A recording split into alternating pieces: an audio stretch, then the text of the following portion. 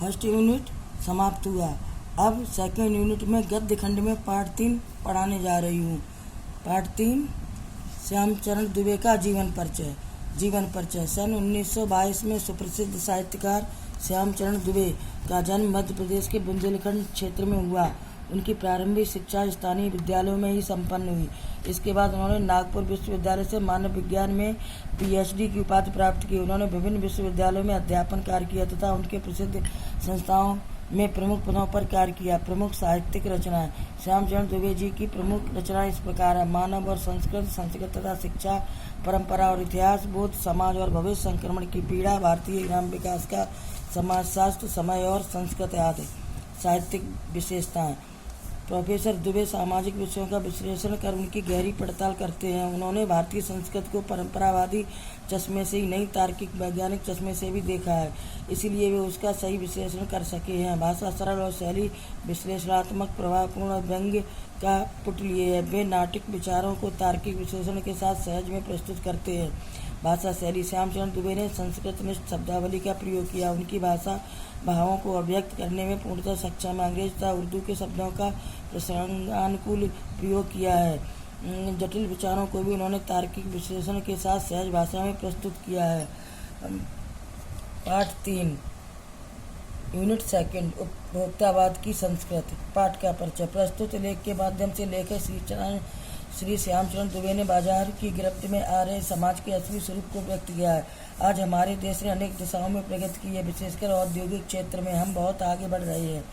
अनेक प्रकार की वस्तुओं का उत्पादन हो रहा है। उत्पादन और अधिक बढ़ाने के लिए उसकी खपत जरूरी है, इसलिए उन उत्पादक विज्ञापनों के द्वारा धुआंधार प्रकार से अपने उपभोक्ता बढ़ा रहे हैं। परिणाम यह है कि चमक दमक के आकर्षण में हम उपभोक्ता बन गए हैं। बाजार में उपलब्ध अधिक से अधिक चीज़ों को हम भोगना चाहते हैं। यही उपभोक्तावाद है। इस पाठ में लेखक ने हमें सावधान किया है कि उपभोक्ता जीवन शैली के पीछे भागने से अंत में अशांति और विषमता ही हाथ आएगी। इस प्रकार इसमें लेखक ने कहा है, धीरे धीरे सब कुछ बदल रहा है। एक नई जीवन शैली अपना वर्चस्व स्थापित कर रही है। उसके साथ आ रहा है एक नया जीवन दर्शन, उपभोक्तावाद का दर्शन। उत्पादन बढ़ाने पर जोर है। चारों ओर यह उत्पादन आपके लिए, आपके भोग के लिए, आपके सुख के लिए। सुख की व्याख्या बदल गई है। उपभोग भोग ही सुख है। एक सूक्ष्म बदलाव आया है नई स्थिति में। उत्पाद तो आपके लिए है, पर आप यह भूल जाते हैं कि जाने अनजाने आज के माहौल में आपका चरित्र भी बदल रहा है और आप उत्पाद को समर्पित होते जा रही है। विलासिता की सामग्रियों से बाजार भरा पड़ा है, जो आपको लुभाने की जीतोड़ कोशिश में निरंतर लगी रहती है। दैनिक जीवन में काम आने वाली वस्तुओं को ही लीजिए। टूथपेस्ट चाहिए, यह दांतों को मोती जैसा चमकीला बनाता है, यह मुंह की दुर्गंध हटाता है, यह मसूड़ों को मजबूत करता है, यह पूर्ण सुरक्षा देता है। यह सब करके जो 3-4 पेस्ट अलग अलग करते हैं, किसी पेस्ट का मैजिक फार्मूला है। कोई बबूल या नीम के गुणों से भरपूर है, कोई ऋषि मुनियों द्वारा स्वीकृत तथा मान्य वनस्पति और खनिज तत्वों के मिश्रण से बना। जो चाहे चुन लीजिए। यदि पेस्ट अच्छा है तो ब्रश भी अच्छा होना चाहिए। आकार, रंग, बनावट, पहुँच और सफाई की क्षमता अलग अलग, एक से बढ़कर एक। मुंह की दुर्गंध से बचने के लिए माउथवाश भी चाहिए। सूची और भी लंबी हो सकती है, पर इतनी चीज़ों का ही बिल काफ़ी बड़ा हो जाएगा, क्योंकि आप शायद बहुविज्ञापित और कीमती ब्रांड खरीदना ही पसंद करेंगे। सौंदर्य प्रसाधनों की भीड़ तो चमत्कृत कर देने वाली है। हर माह उसमें नए नए उत्पाद जुड़ते जाते हैं। साबुन ही देखिए, एक में हल्की खुशबू है, दूसरे में तेज। एक दिन भर आपके शरीर को तरोताज़ा रखता है, दूसरा पसीना रोकता है, तीसरा जर्म्स से आपकी रक्षा करता है। यह लीजिए, स्नेह स्टार्ट के सौंदर्य का रहस्य। उनका मनपसंद साबुन। सच्चाई आपकी रक्षा करता है।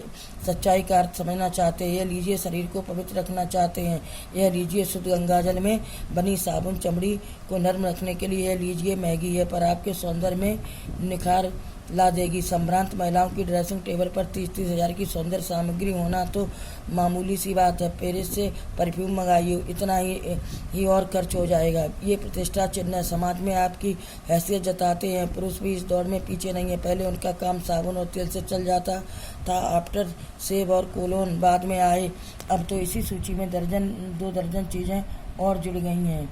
व्याख्या। लेखक अपने विचार प्रकट करते हुए बताता है कि आज समाज में हर कहीं नई जीवन शैली स्थापित होती जा रही। नए भौतिक उत्पादों से भोगा जा रहा है। नए उत्पादों के साथ साथ मानव चरित्र में भी परिवर्तन आता जा रहा है। दैनिक जीवन में काम आने वाली विभिन्न सामग्रियां अपनी ओर खींचती हैं। दांतों की सुरक्षा और स्वच्छता के लिए अनेक प्रकार के टूथपेस्ट बाजार में उपलब्ध हैं, लेकिन इस मशहूर और कीमती ब्रांड को ही खरीदना पसंद करते हैं। शारीरिक सौंदर्य बढ़ाने के लिए अनेक नए उत्पाद बाजार में मिलते हैं। तरह तरह के साबुन हैं जो शरीर को खुशबूदार रखती है, पसीना रोककर जम से रक्षा करती है, शरीर को पवित्र एवं त्वचा को नर्म रखती है। समृद्ध परिवार की महिलाएं सौंदर्य सामग्री पर हजारों रुपए खर्च कर देती है। इसी तरह पुरुषों के लिए भी कई प्रकार की चीजें बाजार में उपलब्ध है। पेरिस से परफ्यूम मंगाइए, इतना ही और खर्च हो जाएगा। ये प्रतिष्ठा चिन्ह समाज में आपकी हैसियत जताते हैं। बच्चों, यूनिट सेकंड शुरू हुआ है, शेष पार्ट इसी का पार्ट 3 कल पढ़ाएंगे।